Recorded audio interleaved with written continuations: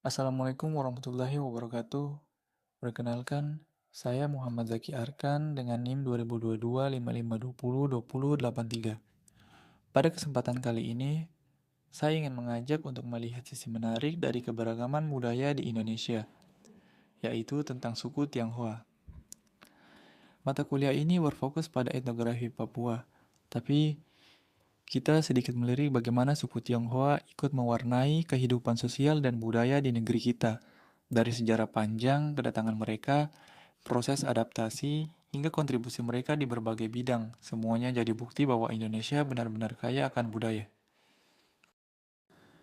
Suku Tionghoa bukanlah wajah baru di Indonesia. Jauh sebelum Republik ini berdiri, mereka sudah datang dan menetap di berbagai penjuru Nusantara.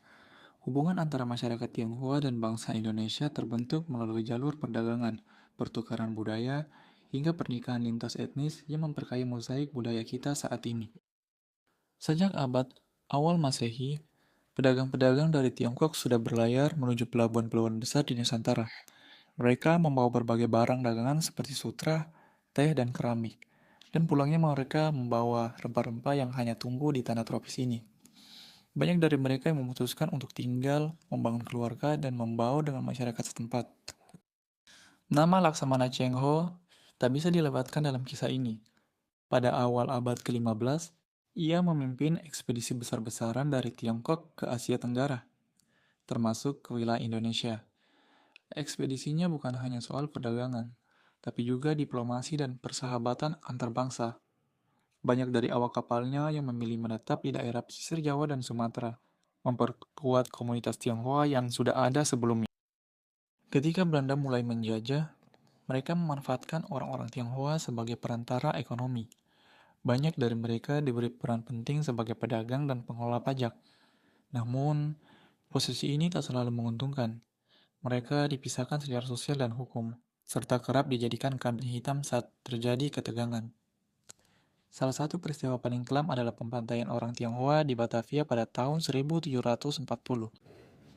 Setelah Indonesia merdeka, peran masyarakat Tionghoa tetap besar, terutama dalam bidang ekonomi dan pendidikan.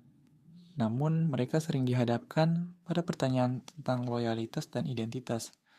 Di masa Orde Lama, hubungan Indonesia dan Tiongkok yang memburuk ikut memperkeruh posisi warga Tionghoa di tanah air.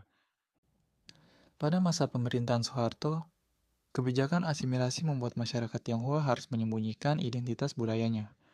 Bahasa Mandarin dilarang di ruang publik, Imlek tidak boleh dirayakan secara terbuka, dan banyak yang mengganti nama mereka agar lebih Indonesia. Diskriminasi struktural sangat terasa dalam bidang pendidikan, pekerjaan, hingga politik. Setelah reformasi tahun 1998, angin perubahan mulai terasa. Presiden Abdurrahman Wahid membuka kembali ruang bagi masyarakat Tionghoa untuk mengekspresikan budaya mereka. Perayaan Imlek ditetapkan sebagai hari libur nasional dan kelenteng kembali ramai dikunjungi. Lambat laun, masyarakat pun mulai menyadari bahwa Indonesia yang sesungguhnya adalah Indonesia yang majemuk. Saat ini, masyarakat Tionghoa telah menjadi bagian tak terpisahkan dari wajah Indonesia. Mereka berkiprah di berbagai bidang mulai dari dunia bisnis, hiburan, pendidikan, hingga politik.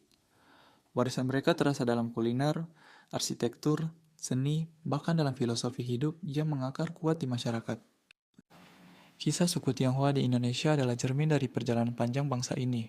Penuh tantangan, tetapi juga penuh semangat untuk bertahan dan berkontribusi.